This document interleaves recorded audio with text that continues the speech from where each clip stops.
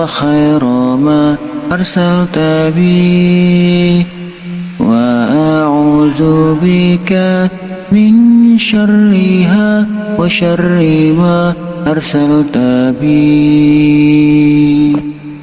اللهم إني أسألك خيرها وخير ما فيها وخير ما أرسلت بي وأعوذ بك من شرها وشر ما